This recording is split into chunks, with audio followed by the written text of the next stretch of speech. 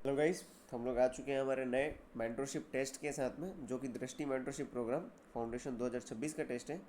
ये test number 5 है। इसमें आपको पॉलिटी, गवर्नेंस के 72 क्वेश्चन, फिर सोशल जस्टिस के 10 और करंट अफेयर के 18 क्वेश्चन मिलेंगे। ठीक है, हम इसमें फुल एक्सप्लेनेशन समझाएंगे आपको। मैं आज 1 से 25 क्वेश्चन कराऊंगा, जो कि यह हमारी वीडियो का पार्ट 1 होगा। ठीक है, प्री को अभी काफ़ी टाइम है, मतलब कि होने वाला ये मई में है। ठीक है, तो मैं आराम से आपको ये पूरा एक्सप्लेन करते करते समझाऊंगा। ठीक है, जल्दबाजी नहीं करेंगे। जब क्विक रिवीजन का टाइम होगा तब छोटे छोटे में फटाफट निपटाया जाएगा। चलिए शुरू करते हैं हम लोग। ओके, आइए फर्स्ट क्वेश्चन। पहला, भारत निर्वाचन आयोग के संबंध में निम्नलिखित कथनों पर विचार कीजिए। पूछा क्या है, कौन से सही है। यह स्थानीय निकाय चुनावों के लिए इलेक्ट्रॉनिक वोटिंग मशीन तभी उपलब्ध कराता है जब राज्य विधि द्वारा उनके उपयोग की अनुमति प्राप्त हो। ठीक है, ये कथन सही है ना। नेक्स्ट, यह केवल उन्हीं इलेक्ट्रॉनिक वोटिंग मशीन मॉडलों का उपलब्ध कराता है जो संसदीय और विधानसभा चुनावों के लिए अभी भी सक्रिय रूप से उपयोग में हो। तो देखो, यहाँ पे जो सेकंड स्टेटमेंट है ये गलत हो जाएगा। क्यों? क्योंकि जो बंद हो चुकी है, सक्रिय नहीं, जो बंद हो चुकी ईवीएम से वो दी जाती है यहाँ पे। एक ईवीएम का आपको जो ड्यूरेशन है वो 15 साल तक का होता है ना। इसका जो आर्थिक मूल्य है ये 15 साल तक के लिए होता है, और उन्हें ही उपलब्ध कराया जाता है जो बंद हो गई होती है। ठीक है, अब आप देखिए, तो इसमें आंसर हो जाएगा ए, क्योंकि सेकंड हमारा स्टेटमेंट गलत हो गया है।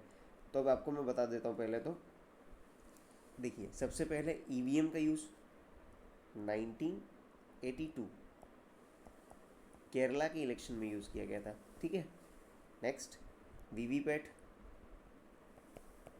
इसका 2013 नागालैंड, यहाँ यूज़ किया गया था, है ना। और एक और चीज़ बता देता हूँ मैं आपको कि ईवीएम और वीवीपैट इसका कभी भी आयात नहीं होता है। ये इंडिया में ही बनती है, रक्षा मंत्रालय के अधीन। ठीक है, ये सब मतलब याद रखने वाले फैक्ट्स हैं, जिसको ज़रूरी होता है कि आप जानें। अगर कभी पूछ ले तो कि ईवीएम को हम आयात करते हैं इस देश से, तो वो गलत हो जाएगा। ठीक है, नेक्स्ट क्वेश्चन नंबर सेकेंड, राजनीतिक दलों की मान्यता के संबंध में निम्नलिखित कथनों पर विचार कीजिए। ठीक है, पूछा क्या है, कौन से सही है। आइए देखते हैं। किसी राजनीतिक दल को राज्य दल के रूप में मान्यता तभी दी जा सकती है जब वह उस राज्य के लोकसभा या विधानसभा के विगत आम चुनाव में डाले गए कुल वैध मतों का कम से कम 6% प्राप्त करता है। तो पहला स्टेटमेंट राइट हो जाएगा। दूसरा, 4 या अधिक राज्यों में मान्यता प्राप्त राजनीतिक दल को पूरे भारत में राष्ट्रीय दल माना जाता है। तो देखो, इसका एग्जाम्पल अगर आप देखोगे ना, तो आम आदमी पार्टी आपको इसका एग्जाम्पल क्लियरली दिखेगा। ओके, नेक्स्ट, राष्ट्रीय राजधानी दिल्ली क्षेत्र और संघ राज्य क्षेत्र पुदुचेरी को राजनीतिक दलों की मान्यता के प्रयोजनार्थ राज्य की परिभाषा से बाहर रखा गया। तो ये यहाँ गलत हो जाएगा। देखो, आम आदमी पार्टी थी, है ना। सबसे पहले दिल्ली में गवर्नमेंट फॉर्म की, पंजाब, गुजरात और एक और कोई सा स्टेट था जहाँ पे ये लोग 4 राज्यों में राज्य स्तर की पार्टी बने। इसके बाद इनको राष्ट्रीय स्तर का दर्जा मिला। तो आप देख लीजिए कि दिल्ली, हाँ एक है राजस्थान। ओके, राजस्थान, गुजरात, पंजाब और दिल्ली। ठीक है, ये 4 स्टेट्स में आम आदमी पार्टी थी, जिसमें से एक दिल्ली है। इसका मतलब कि ये यहाँ जो दिल्ली लिखा हुआ है गलत हो जाएगा, है ना। तो यहाँ पे आपका आंसर हो जाएगा फर्स्ट और सेकंड। इसका मतलब है A, the answer will be. Okay, next question third, एक राष्ट्र एक चुनाव प्रस्ताव के लाभों के संबंध में निम्नलिखित कथनों पर विचार कीजिए। देखो, सबसे पहले ये देख लो, आप फैक्ट देख लो कुछ। एक राष्ट्र एक चुनाव के लिए जो सितंबर 2023 में कमेटी बनाई थी, है ना, रामनाथ कोविंद जी के अध्यक्षता में, है ना, रामनाथ कोविंद जी की अध्यक्षता में। आपको ये याद होना चाहिए कि ये हमारे देश के पूर्व प्रेसिडेंट थे। ठीक है, कभी कभार स्टेटमेंट को गलत बनाने के लिए लोग लिख देते हैं कि लोकसभा के अध्यक्ष थे या ये सब, तो वो गलत हो जाता है। ठीक है, हाँ, अब पढ़ते हम। इन कथनों पर विचार कीजिए।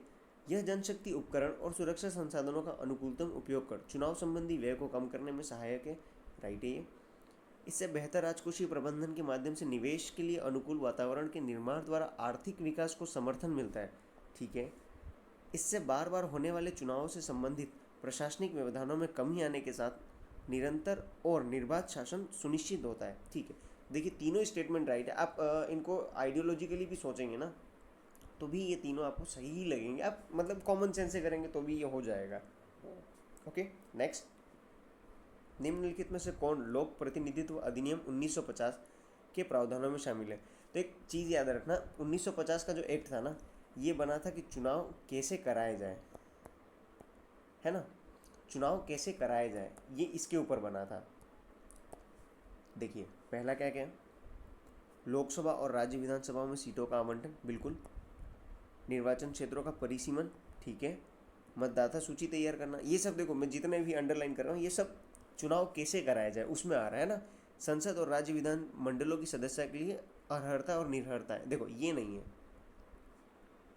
राज्यसभा और राज्य विधान परिषदों में सीटों को भरने का तरीका, चुनाव कराने का तरीका, है ना। तो पहला, दूसरा, तीसरा और पांचवा, तो इसका आंसर क्या हो जाएगा? ये नहीं है, यहाँ 4 आ गया, ये नहीं है, ये भी नहीं है, 20 का आंसर हो जाएगा, है ना। नेक्स्ट क्वेश्चन नंबर 5, निम्नलिखित प्रावधानों में से कौन लोक प्रतिनिधित्व अधिनियम 1951 में शामिल नहीं है ना। तो क्या क्या है, संसद और राज्य विधानमंडलों के लिए चुनावों का संचालन, ठीक है। संसद और राज्य विधानमंडल की सदस्यता के लिए अर्हता और निर्भरता, देखो अभी 1950 वाले में अपन ने ये काटा था ना, तो ये 1951 में आएगा, तो ये राइट है। भ्रष्ट आचरण और चुनावी अपराध से संबंधित प्रावधान, ठीक है। लोकसभा और राज्य की विधानसभा में सीटों का आवंटन, देखिए ये यहाँ पे आपका जो फोर्थ है ये गलत हो जाएगा, है ना, सीटों का आवंटन नहीं है यहाँ पे। नेक्स्ट, चुनाव से संबंधित विवादों का निपटारा, ठीक है। ओके, पूछा क्या है, शामिल नहीं है, तो इसमें आ जाएगा ए आंसर। देखो 1951 का जो एक्ट था ना, जितनी भी नई नई चीज़ें हैं नई टाइप की आपको पढ़ने में जो लगेगी वो इसके अंदर है। अपराध, भ्रष्टाचार, सज़ा, 2 साल की सज़ा, 6 साल के लिए बैन लगा देंगे, ये सब इसमें है ना। नेक्स्ट क्वेश्चन नंबर 6, लोक प्रतिनिधित्व अधिनियम 1951 के तहत चुनाव के परिणाम को चुनौती देने वाली चुनाव याचिका किसके समक्ष प्रस्तुत की जा सकती है? तो देखो अभी अभी जो वोट चोरी वाला जो केस अभी लगा है ना, तो ईसीआई ने यही बोला ना कि आपने एफिडेविट क्यों नहीं जमा कराया, याचिका उस टाइम क्यों नहीं दी, आपने हाई कोर्ट में याचिका क्यों नहीं दी, उस क्षेत्र के, उस राज्य की हाई कोर्ट में क्यों नहीं आपने याचिका दी। तो जो याचिका मतलब पहला जो केस दायर होता है वो हाई कोर्ट में होता है, और उसके बाद जो अपील होती है वो सुप्रीम कोर्ट में होती है ना। इन चुनाव याचिकाओं पे निर्णय लेने का ईसीआई को कोई अधिकार नहीं है ना। तो यहाँ का आंसर हो जाएगा संबंधित राज्य का उच्च न्यायालय, तो इसका बी हो जाएगा। देखो ये हट जाएगा, ये अपील में चला जाएगा, राष्ट्रपति नहीं। ओके, 6 का बी। नेक्स्ट, इंग्लिश मीडियम वाले देख लें एक बार इसे, मैंने समझा तो दिया ही है, बस आप लोग एक बार पढ़ लें, है ना। आइए नेक्स्ट क्वेश्चन नंबर 7, लोक प्रतिनिधित्व अधिनियम 1950 के तहत संसदीय निर्वाचन क्षेत्रों की मतदाता सूची तैयार करने हेतु कौन सा प्राधिकरण उत्तरदायी है? तो देखो आप ये हमेशा याद रखना, अभी जैसे बिहार में एसआईआर रिवीजन, बिहार में एसआईआर चल रहा है, तो वहाँ पे मुख्य भूमिका किसकी है पता है? राज्य का मुख्य निर्वाचन अधिकारी, इनकी अभी भूमिका बहुत ज़्यादा है वहाँ पे। भारत का मुख्य निर्वाचन आयुक्त तो मतलब ये नहीं है ना कि पूरा कंडक्ट कर रहा है, ऊपर से देख रहा है, निगरानी कर रहा है, लेकिन जो मेन बेस पे काम कर रहा है वो राज्य का मुख्य निर्वाचन अधिकारी है, ठीक है।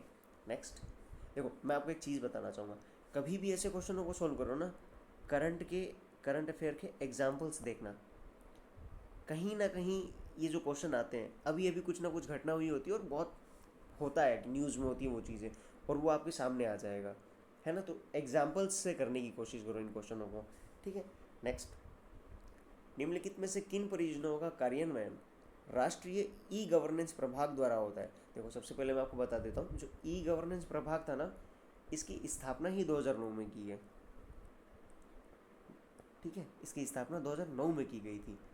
अब यह मिशन मोड परियोजना या डिजिटल प्लेटफॉर्म जो भी विकसित करने का है, ये उसके लिए है, ये पूरा प्रभाग ही। अब इसमें क्या पूछा है, किन परियोजना का कार्यान्वयन राष्ट्रीय ई गवर्नेंस, अब ई गवर्नेंस मतलब डिजिटल, और कौन कौन सी चीज़ें डिजिटल चल रही है हमारे देश में? डिजी लॉकर है, उमंग है, माई स्कीम है, इन सब के आपको ऐप या ये सब मिल जाएंगे, तो इसमें आंसर आ जाएगा सी, है ना। Next question number 9, question number 9 है, प्रधानमंत्री श्रम योगी मानधन योजना के संबंध में निम्नलिखित कथनों पर विचार कीजिए, कौन से सही है? देखो इन सब को, इनके बारे में आपने बहुत सारे क्वेश्चंस पढ़े होंगे, है ना। पहले तो देख लो, ये केंद्र प्रायोजित योजना है। सबसे इसका बेसिक फैक्ट है कि ये केंद्र प्रायोजित योजना है। हमेशा याद रखना, सेंट्रल सेक्टर और सेंट्रल स्पॉन्सर्ड। प्रायोजित में क्या होता है ना कि राज्य भी पैसा देता है और केंद्र भी पैसा देता है, ठीक है। और क्षेत्रक में क्या होता है, 100% पैसा केंद्र देता है, ठीक है। अब हमें सबसे पहले फर्स्ट स्टेटमेंट देखते हैं, पूछा क्या है, कौन सी सही है। यह 18 से 40 वर्ष की आयु के असंगठित क्षेत्र के श्रमिकों के हेतु एक स्वैच्छिक एवं अंशदायी पेंशन योजना है। मेरी बात सुनना, यहाँ लिखा है स्वैच्छिक। कभी अगर अनिवार्य लिखा हुआ आ जाए ना तो इसे आपको काट देना होगा, लेकिन यहाँ स्वैच्छिक लिखा है और ये स्टेटमेंट सही है ना। एज क्राइटेरिया 18 से 40 वर्ष की आयु, ये भी राइट है, ठीक है। नेक्स्ट, यह योजना 60 वर्ष की आयु प्राप्त करने के बाद प्रति माह 5,000 रुपये की न्यूनतम सुनिश्चित पेंशन की गारंटी देती है। देखो, ये 60 वर्ष की आयु प्राप्त करना, ये स्टेटमेंट राइट है। ये जो 5,000 रुपये लिखा हुआ है ना कि प्रति माह 5,000 रुपये, तो ये 3,000 होगा, 3,000 रुपये देंगे ये लोग, ठीक है। तो सेकंड स्टेटमेंट यहाँ गलत होता है। थर्ड, भारत सरकार इस योजना के अंतर्गत लाभार्थी के खाते में समान अंशदान करती है। इसका मतलब है कि गवर्नमेंट भी अपना मतलब थोड़ा सा कंट्रीब्यूशन देगा इसमें, ठीक है। तो इसमें पहला और तीसरा राइट है, तो इसका आंसर सी हो जाएगा। आप एक चीज़ और याद रखना, प्रधानमंत्री श्रम योगी मानधन योजना, ये जिसकी बेसिक पे 15,000 रुपये है यानी मंथली, या उससे कम है, अगर मान लो कि जैसे मेरे पापा हैं, उनकी तनख्वाह 15,000 रुपये या 15,000 से कम है, तो वो श्रम योगी मानधन योजना के तहत इसमें अपना अंशदान देकर, एक तरीके से मतलब समझ लो ये पेंशन योजना जैसा है, उसमें अपना पार्टिसिपेंट कर सकते हैं। और वो असंगठित क्षेत्र के श्रमिक हैं, ओके, ऑर्गेनाइज नहीं है, तो इसमें हो जाएगा सी। नेक्स्ट, राष्ट्रीय खाद्य सुरक्षा अधिनियम NFSA 2013 के अंतर्गत लक्षित सार्वजनिक वितरण प्रणाली के अंतर्गत कवरेज हेतु पात्र परिवारों की पहचान किसके द्वारा की जाती है? तो देखो, अब हर जगह ये राष्ट्रीय खाद्य सुरक्षा अधिनियम NFSA यानी ये PDS के तहत जो फ्री अनाज मिलता है, गेहूँ वगैरह, ये वो है, आपको पता ही है। ग्रामीण आबादी में 75% और शहर में 50% कवरेज किया हुआ है, निर्धारित कर रखा है कि कितने लोगों को कवर करेंगे हम, है ना। अब देखो, पात्र परिवारों की पहचान, नीति आयोग, पूरे देश में नीति आयोग घूम के, या उपभोक्ता मामले के मंत्रालय, या भारतीय खाद्य निगम, ये तो करने से रहा। मेन जो रोल निभाएगा वो राज्य सरकार निभाएगा, क्योंकि राज्य के पास डाटा है ना, तो राज्य इसका मेन रोल निभाएगा कि हमें किन किन को टारगेट करना है। तो ये ऐसे हो जाएगा, सी इसका आंसर आएगा। नेक्स्ट, क्वेश्चन नंबर 11, प्रधानमंत्री मातृ वंदना योजना से संबंधित निम्नलिखित कथनों पर विचार कीजिए, ओके, कौन सी सही है? अब देखो, प्रधानमंत्री मातृ वंदना योजना, ठीक है, अपने इंडिया में मातृ मृत्यु दर, ठीक है, जो मदर मोर्टिलिटी रेट है, उसके लिए, उसमें सुधार करने के लिए, ज़्यादा डेथ्स हो रही थी, तो उसको कम करने के लिए ये ऐसी योजनाएं आती है, ठीक है। अब देखो, ऐसी योजना आएगी ना तो कभी भी ये ज़्यादातर मतलब है ना प्रायोजित होती है, केंद्र प्रायोजित होती है, इसमें पार्टिसिपेंट होता है, सेंटर भी पैसा देगा और स्टेट भी पैसा देगा, तो ये भी केंद्र प्रायोजित योजना ही है ना। अब मातृ यानी माता, तो आपके लिए एक सोचना इजी हो जाएगा कि ये महिला एवं बाल विकास मंत्रालय, महिला एवं बाल विकास मंत्रालय की ओर से ही चालू की गई योजना है, ठीक है। नेक्स्ट, पूछा क्या है कौन सी सही है? तो इसमें, इस योजना के तहत गर्भवती महिलाओं एवं स्तनपान कराने वाली माताओं को पहले जीवित बच्चे के जन्म के दौरान नगद प्रोत्साहन दिया जाता है, तो ये राइट हो जाएगा। अब एक चीज़ और देखना, यहाँ लिखा हो ना अगर सभी, तो ये गलत होगा, सभी नहीं है। क्यों? जो गवर्नमेंट एम्प्लॉयज़ हैं, मतलब मान लो एक लेडी है जो गवर्नमेंट कांस्टेबल है, गवर्नमेंट टीचर है, या उसका PF का पैसा बनता है, यानी पेंशन आ रही है, वो लोग इसमें पात्र नहीं है, इस योजना के लिए वो पात्र नहीं, क्योंकि उनके पास पैसा है, वो अपना खुद का पालन पोषण कर सकते हैं, उस बच्चे को पालन पोषण कर सकते हैं, तो उनको ऐसी योजनाओं की ज़रूरत नहीं है, ऐसा माना जाता है प्रथम दृष्टया। तो उन लोगों को इसमें पात्र नहीं रखा गया है, ठीक है। तो यहाँ सभी गर्भवती महिलाएं नहीं, ठीक है। नेक्स्ट, इसके तहत गर्भावस्था पंजीकरण तथा शिशु के प्रथम टीकाकरण से संबंधित 2 किस्त में 5,000 रुपये का लाभ प्रदान किया जाता है। तो ये राइट है, ठीक है। आप पहली किस्त जब रजिस्ट्रेशन करवाते हो, ठीक है, दूसरी किस्त जब पूरा वैक्सीनाइजेशन टीकाकरण मतलब कि पूरा हो जाता है तो आपको दूसरी किस्त मिल जाती है। तो इसमें सी आएगा, दोनों ही राइट है, ठीक है। नेक्स्ट क्वेश्चन नंबर 12, भारत के नियंत्रक एवं महालेखा परीक्षक यानी केक, आप केक से जानते ही हैं, आर्टिकल 148 की बात हो रही है अब यहाँ पे, है ना। 148 टू 151 तक है जो केक का कार्य यानी कार्यालय और उनके बारे में पोस्टिंग वगैरह के बारे में दिया हुआ है। पूछा क्या है, कौन से सही है। नियंत्रक एवं महालेखा परीक्षक को केवल सिद्ध कदाचार या असमर्थता के आधार पर राष्ट्रपति द्वारा पद से हटाया जा सकता है। तो ये देखिए, ये राइट हो जाएगा। जो सुप्रीम कोर्ट के जजेस का रिमूवल होता है ना, same as it is cake का भी रिमूवल होता है। नेक्स्ट, केक का कार्यकाल 5 वर्ष या 65 वर्ष की आयु तक जो भी पहले हो निर्धारित है। तो देखो ये 5 वर्ष नहीं है, 6 साल है, 6 65, आप ऐसे याद रखना, 6 65, ठीक है। ईसीआई का भी यही है, ईसीआई के अध्यक्ष और जो अन्य आयुक्त होते हैं उनका भी। तो ये सेकंड स्टेटमेंट यहाँ गलत हो जाएगा, ठीक है। तो इसका आंसर हो जाएगा ए। नेक्स्ट 13, नीति आयोग की संरचना से संबंधित निम्नलिखित कथनों पर विचार कीजिए। पूछा क्या है, कौन से सही है। नीति आयोग की क्षेत्रीय परिषदों की बैठक में प्रधानमंत्री अथवा उनके नामित प्रतिनिधि द्वारा की जाती है, ठीक है। नीति आयोग के मुख्य कार्यकारी अधिकारी सीईओ को प्रधानमंत्री द्वारा एक निश्चित कार्यकाल के लिए नियुक्त किया जाता है, ठीक है। तो ये भी राइट है। देखो आप लोग जानते हैं नीति आयोग एक थिंक टैंक है ना, इंडिया का। योजना आयोग को हटा के 2015 में इसकी स्थापना की गई थी। एक प्रस्ताव, कार्यकारी प्रस्ताव से इसकी स्थापना की गई थी, ठीक है। तो ये ऐसे ऐसे छोटे मोटे फैक्ट्स हैं, वो आपको याद होने चाहिए। सी हो गया इसका आंसर। नेक्स्ट, इंग्लिश मीडियम वाले एक बार देख लेंगे। आइए नेक्स्ट क्वेश्चन 14, नीति आयोग से संबंधित निम्नलिखित कथनों पर विचार कीजिए। और पूछा क्या है, कितने सही हैं, ठीक है। नीति आयोग की शासी परिषद की अध्यक्षता उपाध्यक्ष करते हैं और इसमें सभी राज्य के मुख्यमंत्री तथा केंद्र शासित प्रदेश के उपराज्यपाल शामिल हैं। तो अब एक चीज़ याद रखना, उपाध्यक्ष नहीं, देश का प्रधानमंत्री करता है। अभी मोदी जी इसके अध्यक्ष हैं, ठीक है। और यहाँ से जो इसमें सभी राज्यों के मुख्यमंत्री तथा केंद्र शासित प्रदेश के उपराज्यपाल शामिल हैं, ये स्टेटमेंट यहाँ तक राइट है। बस ये जो उपाध्यक्ष लिखा है ना, ये गलत है यहाँ पे, तो ये गलत हो जाएगा।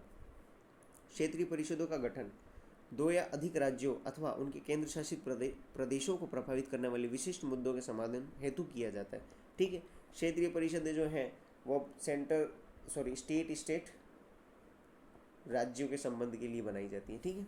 नीति आयोग के पूर्णकालिक सदस्यों को केंद्र सरकार के राज्य मंत्री का दर्जा प्राप्त है। तो ये भी राइट होगा, है ना, इसमें आ जाएगा बी आंसर। नेक्स्ट, भारत के विधि आयोग, जैसा कि आप लोग जानते हैं 23 अभी और दिनेश माहेश्वरी उसके अध्यक्ष अपॉइंट हुए हैं, ठीक है। क्या पूछा है, कौन से सही है। यह एक सांविधिक निकाय है। देखो आपके लिए ये गलत हो जाएगा, सांविधिक निकाय नहीं है ये, गैर सांविधिक, गैर संवैधानिक, कार्यकारी आदेश से बनता है ना, यानी एग्जीक्यूटिव ऑर्डर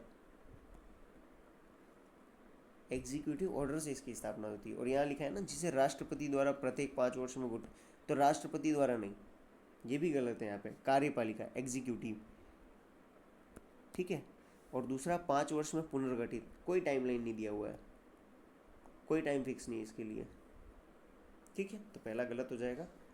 राज्य के नीति निदेशक तत्वों के आलोक में विद्यमान विधियों की समीक्षा करता है तथा उनके क्रियान्वयन हेतु उपाय सुझाता है, ठीक है, राइट है। नेक्स्ट, भारत के परिसीमन आयोग के संबंधित निम्नलिखित कथनों पर विचार कीजिए। ओके, परिसीमन आयोग एक संवैधानिक निकाय है जिसे भारत के संविधान के अनुच्छेद 82 के अंतर्गत गठित किया जाता है।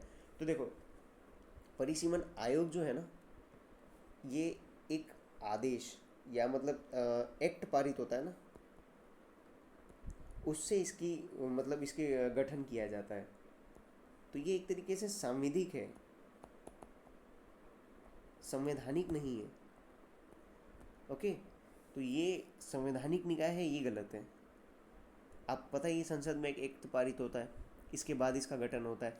अनुच्छेद 82 में तो लिखा है कि संसद मतलब यानी वो गठन करेगी, तो ये पहला गलत हो जाएगा यहाँ पे। नेक्स्ट, इसके आदेशों को विधिक अधिकार प्राप्त होते हैं, इन्हें किसी न्यायालय में चुनौती नहीं दी जा सकती है तथा ये राष्ट्रपति द्वारा निर्दिष्ट तिथि से प्रभावी हो जाते हैं। तो ये सेकंड होगा। अब एक चीज़ और नोटिस करना, अगर यहाँ लिख देना कभी भी मतलब चुनौती नहीं दी जा सकती है तो गलत हो जाएगा, क्योंकि अभी रिसेंट एक केस में ये कहा है कि अगर मनमाना हुआ या संवैधानिक उल्लंघन करता है तो इस पर आप चुनौती दी जा सकती है और समीक्षा की जा सकती है इसकी भी, आदेशों की। ओके, नेक्स्ट, लोकसभा और राज्य विधानसभाओं में वर्तमान सीटों की कुल संख्या जो 1971 की जनगणना के आधार पर आवंटित की गई थी वर्ष 2026 के बाद पहली जनगणना तक अपरिवर्तित रहेगी। तो आपको इसको पढ़ते ही 84th अमेंडमेंट और 87th अमेंडमेंट याद आ जाने चाहिए, है ना। तो ये थर्ड यहाँ राइट हो जाएगा। और एक चीज़ और, यहाँ सीटों की संख्या की बात की है, अगर निर्वाचन क्षेत्रों की संख्या की बात करेगा ना तो फिर जनगणना 2001 की आएगी। ओके, चलिए नेक्स्ट। तो पूछा क्या था इसमें, कितने सही हैं, तो यहाँ आ जाएगा बी। क्वेश्चन नंबर 17, एनडीए में राष्ट्रीय आपदा प्रबंधन प्राधिकरण। ओके, पूछा क्या है, कौन से सही है। शुरुआत में एनडीएमए का गठन 2005 में कार्यपालिका आदेश द्वारा हुआ, बाद में इसे आपदा प्रबंधन अधिनियम 2005 के अंतर्गत अधिसूचित किया गया। इसका मतलब कि पहला तो राइट है, अब ये सांविधिक है क्योंकि एक एक्ट से इसका गठन हो रहा है, ठीक है। नेक्स्ट, एनडीएमए के उपाध्यक्ष को कैबिनेट मंत्री का दर्जा प्राप्त होता है, इसके अन्य सदस्यों को राज्य मंत्री का दर्जा प्राप्त होता है। तो इसमें सी हो जाएगा, दोनों ही राइट है, ठीक है। नेक्स्ट, मिशन वात्सल्य योजना। ओके, पूछा क्या है, कितने सही है। तो मिशन वात्सल्य योजना, देखो सबसे पहले तो एक केंद्रीय क्षेत्र की योजना नहीं, केंद्रीय प्रायोजित योजना है ना, जिसका उद्देश्य व्यापक बाल संरक्षण सेवाएं सुनिश्चित करना है। यहाँ से राइट है, उद्देश्य इसका राइट है, बस ये केंद्रीय प्रायोजित योजना है, ठीक है। नेक्स्ट, इस योजना के तहत देखभाल एवं संरक्षण की आवश्यकता वाले बच्चों तथा विधिक रूप से संघर्षरत बच्चों दोनों के लिए सेवाएं प्रदान की जाती है, ये राइट है। इस योजना के अंतर्गत आफ्टर केयर सेवाएं केवल 18 वर्ष की आयु तक ही नहीं, ये गलत है। आफ्टर केयर लिखा हुआ है ना, मिशन वात्सल्य क्या है, यानी बच्चे 18 से कम, और यहाँ क्या लिखा है, आफ्टर केयर यानी 18 के बाद, है ना, तो 18 प्लस, तो ये जो लिखा है ना तक ही, ये गलत हो जाएगा यहाँ। तो इसमें आंसर आएगा ए, ठीक है। Next, question number 19, Ayushman Bharat प्रधानमंत्री जन आरोग्य योजना के हालिया विस्तार से संबंधित निम्नलिखित कथनों पर विचार कीजिए, ठीक है। इसके तहत 70 वर्ष और इससे अधिक आयु के सभी नागरिक को, चाहे उनकी आयु कुछ भी हो, 5 लाख का वार्षिक स्वास्थ्य कवर प्रदान किया जाता है, ठीक है। तो ये स्टेटमेंट राइट हो जाएगा हमारा। नेक्स्ट, इसके तहत पीएमजे के अंतर्गत पहले से ही कवर किए गए परिवार के बुजुर्ग लाभार्थियों को 5 लाख तक का अतिरिक्त टॉपअप कवर दिया जाएगा। अगर आप परिवार में हो तो आपको 5 लाख रुपए तो मिल ही रहे हैं, पर अगर आप बुजुर्ग भी हो ना तो अतिरिक्त 5 लाख का और कवर हो जाएगा, मतलब एक बुजुर्ग आदमी के पास 10 लाख का कवर आ जाएगा, ठीक है। दोनों स्टेटमेंट राइट है। इंग्लिश मीडियम वाले एक बार देख लेंगे स्टॉप करके। नेक्स्ट, क्वेश्चन स्टेटमेंट थर्ड, इसके तहत पूर्वोत्तर और कुछ पहाड़ी राज्यों को छोड़कर राज्य द्वारा योजना की लागत में 40% का योगदान दिया जाना शामिल है। इसका मतलब है कि ये भी एक केंद्र प्रायोजित योजना है ना, दोनों का मिला जुला शेयर होगा, तो इसमें आंसर सी हो जाएगा, ठीक है। नेक्स्ट, स्माइल योजना, आजीविका और उद्यम के लिए सीमांत व्यक्तियों हेतु समर्थन योजना के संबंध में निम्नलिखित कथनों पर विचार कीजिए, ठीक है। इस योजना का उद्देश्य विशेष रूप से ट्रांसजेंडरों और भिक्षावृत्ति में संलग्न व्यक्तियों पर ध्यान केंद्रित करना है, ठीक है, ये राइट है। स्माइल योजना यही है, जो भिक्षावृत्ति यानी भीख मांगने वाले जो ट्रांसजेंडर हैं उनके लिए, मतलब एक तरीके से अम्ब्रेला योजना है, ये एक अम्ब्रेला स्कीम है ना। पहले भी जो 2 केंद्रीय क्षेत्र की योजनाएं थी उनको एकीकृत करके इसको बनाया है, ठीक है। तो क्या है फिर, इस योजना को सामाजिक न्याय एवं अधिकारिता मंत्रालय द्वारा कार्यान्वित किया जाता है। तो देखो किसी को अगर समानता दिलाना, न्याय दिलाना, समाज में बराबर स्थान दिलाना, तो ऐसे काम सामाजिक न्याय एवं अधिकारिता मंत्रालय ही करता है, मोस्ट ऑफ, सभी नहीं, मोस्ट ऑफ। तो ये भी स्टेटमेंट राइट होगा, है ना। और यानी ये याद रखना कि इसको ना, इस प्रोग्राम को 2021-22 से 2025-26 तक के लिए चलाया है और इस टेन्योर के लिए इनको 365 करोड़ रुपए प्रस्तावित दिए गए हैं। ओके, ये इस ड्यूरेशन में क्यों बताया था कि ये बजट का प्रावधान है, बजट से जो पैसा मिलता है वो एक टाइम पीरियड आपके ध्यान में रहे, है ना। अब इसमें जो क्या लिखा है, घर वर देते हैं, भिक्षावृत्ति में संलग्न पुनर्वास कराते हैं, तो इसके लिए इन लोगों ने एक तो गरिमा ग्रह, पीएम दक्ष जो मतलब छात्रवृत्ति और कौशल वगैरह इन लोगों में, और पीएम जय आरोग्य, है ना, आयुष्मान कार्ड वाला, तो ये तीनों भी इसमें इंक्लूड होता है इनके लिए। ठीक है, तो इसमें सी आएगा आंसर। नेक्स्ट, राष्ट्रीय मशीनीकृत स्वच्छता पारिस्थितिक तंत्र कार्रवाई नमस्ते योजना। अब आपको जैसे पता है मैनुअल स्कैवेंजिंग, हाथ से मैला ढोना, है ना, उसको रोकने के लिए ये सब लाया गया था। ठीक है, अब क्या बोला, यह एक केंद्र प्रायोजित योजना है जिसमें सामाजिक न्याय एवं अधिकारिता मंत्रालय तथा आवासन और शहरी कार्य मंत्रालय द्वारा संयुक्त रूप से कार्यान्वित किया जाता है। तो देखो ये यहाँ गलत होता है क्योंकि केंद्रीय क्षेत्र की योजना है। देखो योजनाएं हैं, आपको याद करनी पड़ेगी, कुछ कुछ आईएमपी होती हैं, आपको उनको साथ में याद करके चलते रहना पड़ेगा। ठीक है, तो ये यहाँ गलत हो जाएगा, बाकी यहाँ से राइट है। सामाजिक न्याय और आवासन मंत्रालय संयुक्त रूप से इसका कार्यभार चलाता है साथ में। ठीक है, नेक्स्ट, इस योजना को वर्ष 2022-23 से 2026-27 तक 5 वर्षों के लिए अवधि अनुमोदित की गई है। तो ये यहाँ गलत होगा, 4 वर्ष के लिए, और ये जो 26-27 है ना, ये 25-26 है। ठीक है, 2025-26 के लिए, तो ये दोनों स्टेटमेंट गलत हो जाएंगे और इसमें डी आएगा आंसर। नेक्स्ट, लक्षित क्षेत्रों में उच्च विद्यालयों में छात्रों के लिए आवासीय शिक्षा योजना श्रेष्ठ के संबंध में निम्नलिखित कथनों पर विचार कीजिए। ये वही है जिसमें एनटीए एग्ज़ाम लेता है और जो शेड्यूल कास्ट के बच्चे होते हैं एससी के, उन्हें इसमें लाभ दिया जाता है। ठीक है, तो पढ़ते हैं, केवल अनुसूचित जाति के छात्र जिनके माता पिता की वार्षिक आय 2.5 लाख रुपये से अधिक नहीं है वे ही श्रेष्ठ मोड 1 के अंतर्गत प्रवेश हेतु प्राप्त हैं यानी पात्र हैं। तो पहला राइट है। इसके अंतर्गत छात्रवृत्तियाँ ई अनुदान पोर्टल के माध्यम से प्रत्यक्ष रूप से छात्रों के बैंक खातों में अंतरित की जाती है। तो देखो ये यहाँ गलत हो जाएगा, छात्रों के बैंक खातों में नहीं, जिस स्कूल में ये है ना उस स्कूल के खाते में जाता है ये पैसा सीधे। एडमिशन के लिए आवासीय शिक्षा है तो डायरेक्ट स्कूल में जहाँ पे एडमिशन ले रखे हैं, जहाँ ये पढ़ रहे हैं, उसमें जाएगा पैसा, ताकि कोई भी मतलब लीकेज ना हो। घर वालों के हाथ में पैसा दे दिया और उन लोगों ने पढ़ाया ही नहीं, तो पैसा बेकार। ए। नेक्स्ट, प्रधानमंत्री अनुसूचित जाति अभ्युदय योजना के संबंध में निम्नलिखित कथनों पर विचार कीजिए। ओके, पूछा क्या है, कौन से सही है, तो यह एक केंद्रीय क्षेत्र की योजना है जिसका उद्देश्य अनुसूचित जातियों का सामाजिक आर्थिक विकास करना, तो ये राइट है। नेक्स्ट, यह योजना भारत के सभी राज्यों और एवं केंद्र शासित प्रदेशों में लागू है। तो देखो ये यहाँ गलत हो जाएगी, सभी में नहीं है, टोटल 28 स्टेट में है, राज्य और केंद्र शासित प्रदेश दोनों को मिला के 28 में ही है ना। और ये चालू हुई थी 2021-22 के टेन्योर पे, वित्त वर्ष 2021-22, है ना, वित्त वर्ष 2021-22। ठीक है, नेक्स्ट 24, स्वदेश दर्शन 2.0 योजना के संबंध में निम्नलिखित कथनों पर विचार कीजिए। ओके, पूछा क्या है, कौन से सही है। योजना 100% केंद्र वित्त पोषित द्वारा योजना के है जिसका उद्देश्य पूरे भारत में धार्मिक एवं उत्तरदायी पर्यटन स्थलों का विकास करना है, तो पहला राइट है। नेक्स्ट, इस योजना के तहत स्वीकार्य परियोजना घटकों के हिस्से के रूप में भूमि अधिग्रहण तथा पुनर्वास पैकेजों हेतु इसके धन के उपयोग की अनुमति प्रदान की गई है।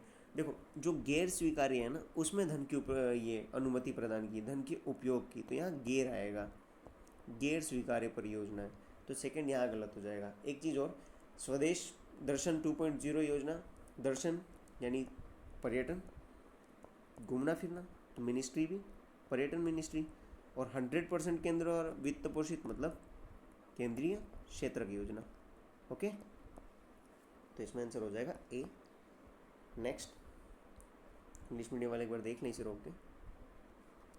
नेक्स्ट क्वेश्चन नंबर 25, प्रधानमंत्री जनजाति उन्नत ग्राम अभियान पीएम जुगा के संबंध में निम्नलिखित कथनों पर विचार कीजिए। पूछा क्या है, कौन से सही है।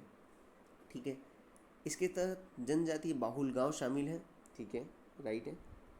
दूसरा, जनजातीय कार्य मंत्रालय इसकी नोडल कार्यान्वयन एजेंसी है, तो ये भी राइट है, दोनों राइट है। आपको ये याद होना चाहिए कि ये 2024 में शुरू की गई थी, है ना, जनजातीय ग्राम विकास योजना। ठीक है, तो इसमें भी सी आएगा आंसर, दोनों राइट है इसमें स्टेटमेंट। चलिए आज के लिए इतना ही, धन्यवाद।